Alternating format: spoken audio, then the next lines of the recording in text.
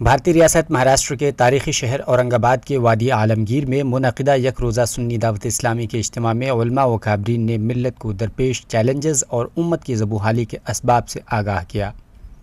اس موقع پر world Islamic mission تنظیم کے جنرل سیکریٹری علامہ قمر الزمان اعظمی نے خطاب کرتے ہوئے کہا کہ اگر ہم اپنے ہی پڑوسی کا خیال رکھ لیں تو اس کے عالمگیر اثرات مرتب ہو سکتے ہیں اور دنیا سے بھکمری کا خاتمہ ہو سکتا ہے۔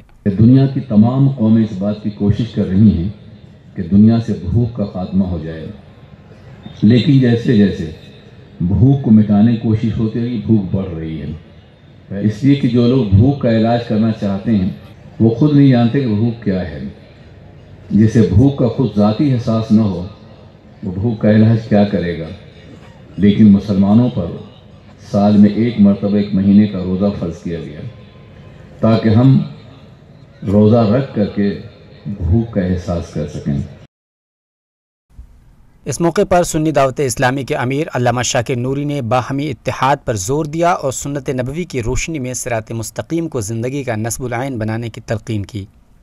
اجتماع کے کنوینر قاری محمد رضوان خان نے اجتماع کے اغراض و مقاصد پر روشنی ڈالتے ہوئے کہا کہ سنت نبوی اور قرآن کریم کی تعلیمات کی روشنی میں نوجوانوں کو صراط مستقیم پر گامزن کرنا ہے۔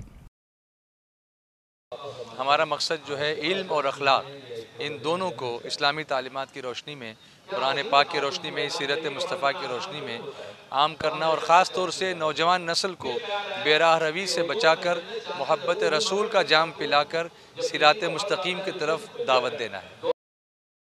اجتماع میں مراٹھواڑہ کے مختلف اضلاع سے کثیر تعداد میں مندوبین نے شرکت کی۔